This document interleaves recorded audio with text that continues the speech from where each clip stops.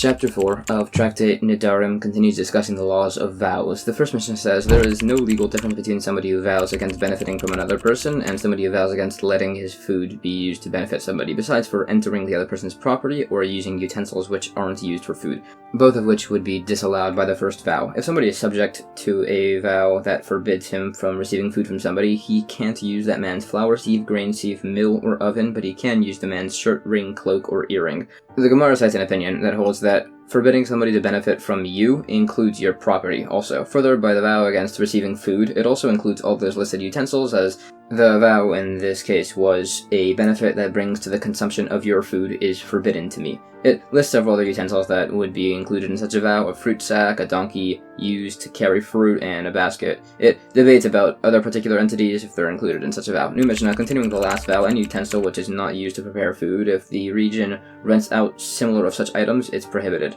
The Gemara says, based on this, the prior Mishnah would disallow the usage of utensils used to prepare food, even if they're not rented, and it says the source for this opinion. New Mishnah, if somebody vows against generally benefiting from somebody, that other person can still pay the individual's half shekel tax for him, repay his debt for him, and return his lost article to him. If the custom in the location is for the finder of the lost object to take compensation, then that, in this case, should be given to the temple treasury. The Gemara explains the logic, as it's similar to driving a lion off of somebody's property, meaning it's preventing a loss, essentially, and it cites the sages who hold this. Some say that alternatively, it's like everybody, and it's a case where the debt in question doesn't have a set repayment date, and it further cites these opinions which are debated. Regarding the lost object, some would argue if the case of benefiting from the property of the guy with the lost object is forbidden, the finder would not be allowed to return the object, as there's a principle that if you're taking care of somebody's lost object, that's a mitzvah, and you're exempt from any other mitzvah while you do it. So that's technically speaking a form of benefit. Others disagree and say that's just uncommon, and this is further debated. There are related points on similar cases. It additionally discusses some laws of me'ilah, impermissibly benefiting from consecrated property, and similar. New Mishnah,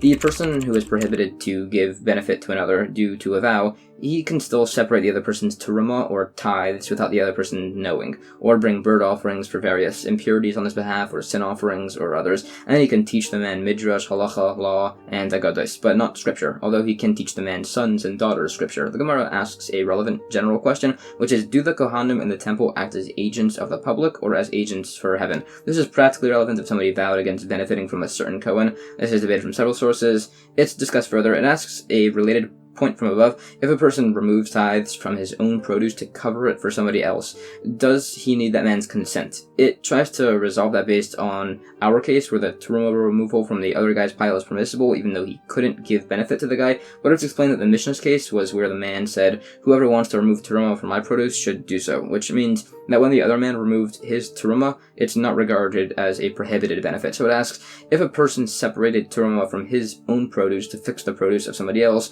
who gets to decide which Kohen receives the terumah? It's debated further, and it says that the decision goes to the separator here. The reason why teaching midrash and similar was permissible, but not scripture, some say it was because it's a place where it was only customary to be paid for teaching scripture. Others disagree and say that teachers aren't paid for the teaching of scripture either. They're paid, according to some, for safeguarding the students, and others say it's for teaching the cantillation, the singing method, essentially, of the verses. According to the opinion that the payment of teaching is for safeguarding the students, our case must be where he's teaching a child, and the part of the Mishnah that says he could teach his children refers to a separate point in general on an adult. But there's a further question. It cites a different case where there's a prohibition against school children from learning new material on Shabbos. So if this teacher's job is safeguarding the students, then he wouldn't be permitted to do so no matter what's being taught, which actually has issues with both opinions. Whether the issue with teaching children new material on Shabbos is either because we want fathers to spend time with their children, or it's because they eat and drink more on Shabbos and they won't be able to study properly. The opinion that says the payment of students is for teaching cantillation, they disagree that it's done for safeguarding, as daughters don't need safeguarding. The one that says it's for safeguarding and not cantillation, that's because he holds cantillation is of biblical origin, so you can't be paid to teach this, and it brings a source for this. Further, it mentions that the vowelization of words, stylistic words, and words which are read but aren't written, or vice versa, are traditions from Mount Sinai, and it gives several examples of these. It further discusses examples of these verses. It mentions Moshe's great wealth, and it says that the divine spirit only rests on one who is mighty, wealthy, wise, and humble, which are all exemplified by Moshe, and it cites sources for each of these, and sources for the wealth of several other prophets. New Mishnah. Further, in regards to a vow against benefiting somebody, he can still support his wife and kids, even though they're the other guy's responsibility, although he can't feed any of his animals, as that makes them go up in value. Some say he can only feed his non-kosher animals. Further, this opinion says a kosher animal's spirit belongs to heaven, while its body belongs to its owner, while a non-kosher animal's spirit and body are God's. Others disagree, saying a non-kosher animal's spirit also belongs to heaven, and its body also belongs to its owner, as while he can't eat it, he can sell it to a non-Jewish person, for instance, or feed it to his animals. The Gemara says an opinion that if somebody vows against benefiting from somebody, that man can still marry his daughter to him. This case is explained to be where the property of the bride's father is prohibited to the groom, but the daughter is a legal adult, meaning she marries with her own consent.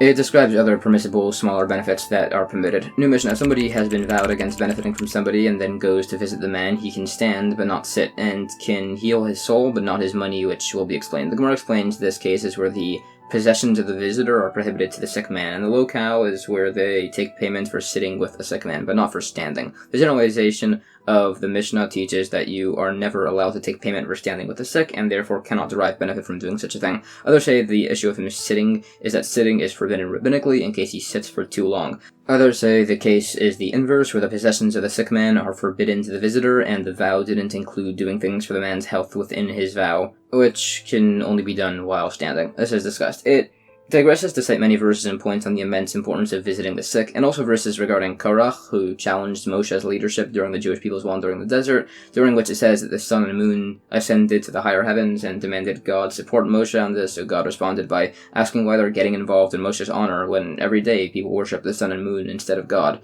So the sun and moon thought to stop illuminating the world because of this, but God forces them to continue. It further brings points on the great importance of visiting the sick, which has no limit, and it says it takes away a 60th of the sick man's suffering to an extent. There are more such points in this, and instances where certain sages became sick and people visited them, causing them to get better. It says those who visit the sick are spared from Gehenna and will also be rewarded in this world, and further such points. These are discussed. There are further points on the sick. It says once a person has reached the end of his life, any creature can end him, and it gives examples and it describes other illnesses and their causes. These are discussed, and it says that healing the soul, as mentioned, is healing the man's body, and healing his money means healing his livestock. New Mishnah. The person subject to the vow against benefit is allowed to bathe in a large pool with the man, but not a small one, and they can share a bed. Others say they can't share a bed in the winter, as he benefits from his warmth. He may recline with him on a bed, eat with him at the same table, but not from the same bowl, unless there's enough for both to have leftovers. The Gemara cites sources which say similar points. New Mishnah. A person who was vowed against benefiting from somebody should not eat with the vower from the same food trough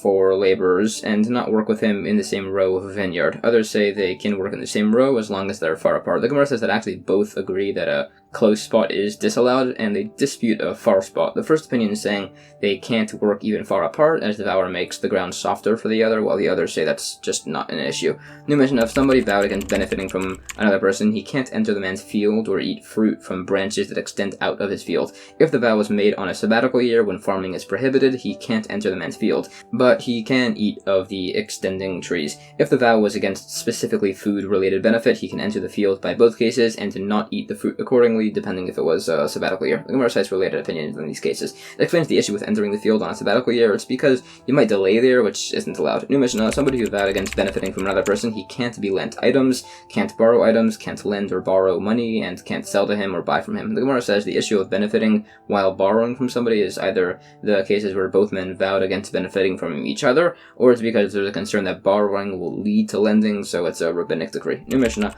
if somebody asked a man to lend him his cow, and he said it's not available, so the other man vowed against ever plowing his fields with the cow, and then later the man lent him the cow. If it was the vower's habit to plow his field himself, then only he can't use the cow to plow. If his habit was for others to plow his field, then he and everybody can't use the cow to plow the field. If somebody vowed against benefiting from somebody, and he has no food, the other man can go to the store and tell the shopkeeper that he wants to help this guy out, but the guy took a vow against me from benefiting from him, hinting to the shopkeeper to help the guy, so the shopkeeper can help the vower, and then the other guy can pay the shopkeeper. This applies in various cases. If there was no shopkeeper, if they were traveling together, the man can give the food as a gift to somebody else to then give to the vower. If it's just the two of them, he can leave the food on a rock and declare it ownerless, and the vower can eat it. Others forbid this. The Gemara says the opinion that forbids the last one, it's because he holds making something ownerless is like making it a gift, so he still technically partially owns it. This is debated. It further discusses points on the effectiveness of making an item ownerless. This is discussed further, and there's additional points on these laws. And that's the end of chapter 4.